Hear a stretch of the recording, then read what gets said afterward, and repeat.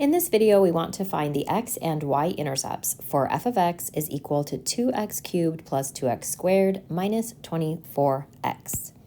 So let's start with the x-intercepts. Now I want you to think graphically just for a second, and let's just visualize a graph.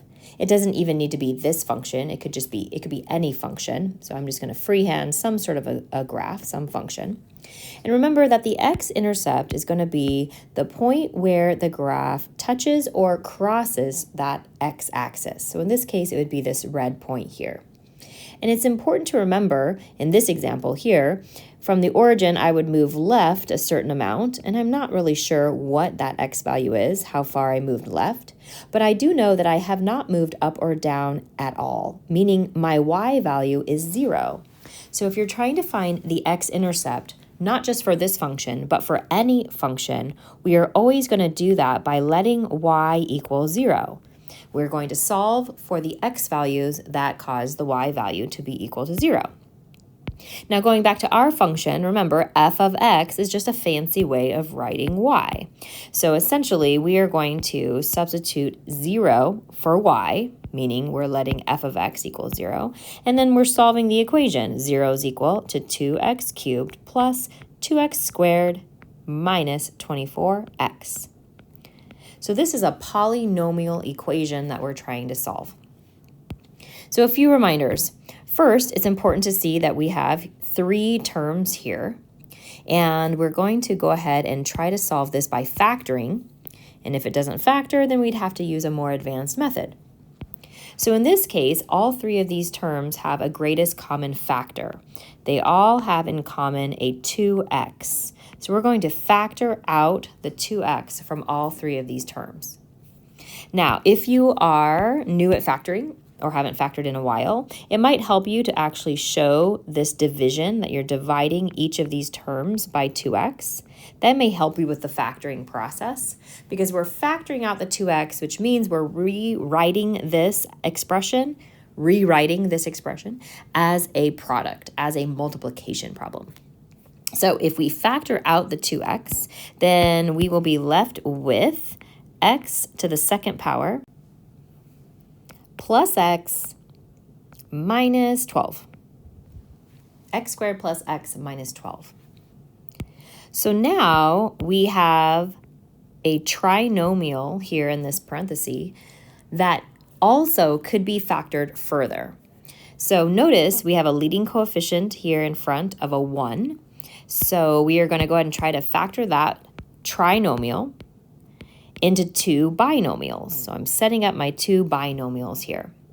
Now when we're factoring a trinomial here where that leading coefficient is equal to 1, remember we're basically looking for 2 numbers that we can multiply together that will equal what we call the c value, which is the constant in this trinomial. So in this case, 2 numbers need to multiply to equal negative 12, but those same 2 numbers need to add to equal what we call the b value. In this case, b is going to be the coefficient here of the x term. So in this case, the coefficient of that x term is a positive 1. So we need those same 2 numbers to add to equal positive 1. So pause the video if you need to. You want to think about 2 numbers that multiply to negative 12 and add to positive 1. So those magic numbers would be 4 and negative 3. 4 times negative 3 is negative 12, and 4 plus negative 3 would be positive 1. So therefore, when we are factoring, we know we're going to have x in the first position because x times x is x squared, and then we'll have an x plus 4 and an x minus 3. This is fully factored form. Now, remember, we just factored this expression, which means we rewrote it as a product. So we have multiplication here. And this is where we're going to use what's called the zero product property, which basically means if we're multiplying 2 values together or 2 expressions, let's say a times b, and we know that the product is equal to 0, then that means one of these expressions, one of these quantities, had to also equal 0. One of them must equal 0 in order for the whole product to be 0. So therefore, we're going to take each of these factors that we have here and set them each equal to 0. So 2x will equal 0, x plus 4 will equal 0, and x minus 3 will be equal to 0. So we're solving basically these three equations. Here we can divide by 2, so 0 divided by 2 is 0. Here we can subtract 4, and here we can add 3. So this is telling us that we're actually going to have 3 different x-intercepts. So I'll finish by writing these x-intercepts as coordinates or as ordered pairs. So our first one, x was equal to 0. But remember, if I look back up top, we were finding that x-intercept by letting y equal 0. So the y coordinate, the y value, should also be 0. The second x-intercept is negative 4, 0. And then the third x-intercept would be 3, 0.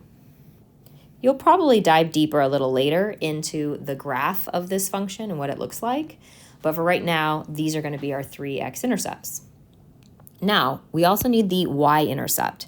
So looking back at my little example of my graph, the y-intercept is that point where the graph is going to cross the y-axis. So again, in this example, I know I would move up to get to this y-intercept, which means I don't know the y value, but I do know that I have not moved left or right, meaning my x value is 0. So if we're finding the y-intercept, we need to let x equal 0. So if I'm substituting 0 in for x, that means I'm finding f of 0, which would be 2 times 0 cubed plus 2 times 0 squared minus 24 times 0. And that's going to give us an output of 0. That's telling us that our y-intercept was the coordinate 0, 0. Now, truthfully, in this case, we already knew the y-intercept was 0, 0 because we had obtained that as an x-intercept. So if your function passes through the origin, then you know that is both an x and a y-intercept. But I wanted to show you the algebra here. This is going to check your work to make sure your other x-intercept was correct, but you technically don't have to really do this work if you recognize that 0, 0 is both an x and a y-intercept.